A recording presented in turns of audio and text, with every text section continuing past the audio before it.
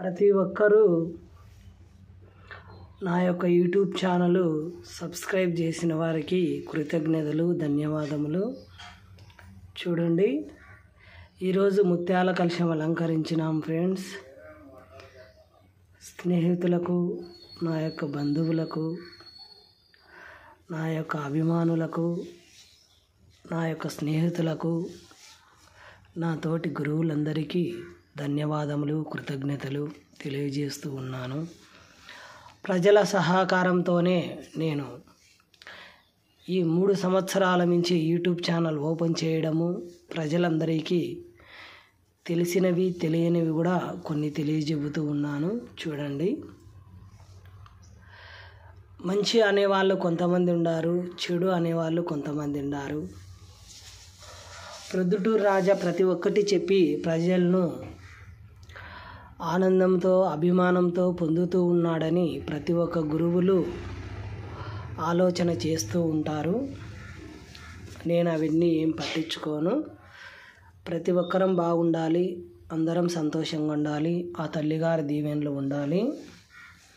ఈ విధంగా ఈరోజు ముత్యాల కలశం అలంకరించుతూ ఉన్నాను. ఆదిశక్తి అమ్మవారిని కొలిసే వాళ్ళకు కూడా ఈ చక్కని తల్లులు చినవీర మల్లమ్మ, పెదవీర మల్లమ్మ, నాగమునమ్మ అందరూ తోడు ఉంటారు.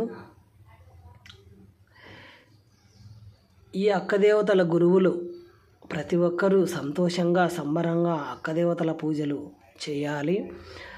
గురువాజ్ఞ ఉంటేనే ఈ పూజలు చేయాలి. గురువాజ్ఞ లేనిది మనం చేసినా కానీ కుదరదు. మనకు ఏదో ఆపదలు వస్తూ ఉంటాయి, అనర్థాలు జరుగుతూ ఉంటాయి. ఏది చేసినా కానీ అడ్డంకులు అయితానే ఉంటాయి. గురువాజ్ఞ ఉండాల. గురువాజ్ఞ లేనిది ఒక అతను చేసినాడు, ఈరోజు చాలా ఇబ్బందిగా ఉన్నాడు. అటువంటి గురువాజ్ఞ ఉంటేనే అక్కదేవతల పూజలు చేయాలని ఆ తల్లిగారు అడిగినారు.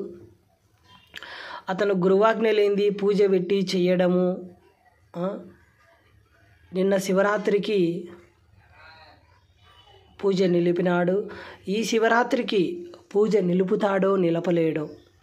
ఒక విషసర్పం రూపంలో వచ్చి అతనికి గాయపరచడం జరిగింది.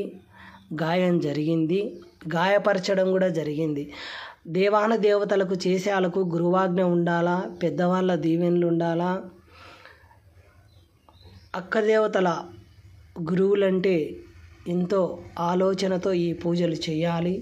తెలిసి తెలియని వాళ్ళంతా ఏముంది, తాళాలు కొడితే పూజలు చేస్తారు, వాళ్ళంతకై వాళ్ళు ఊగుతారు, దేవతలు వస్తారు కదా, తాళాలు కొడదాంలే, పాటలు పాడదాంలే అనుకుంటున్నారు.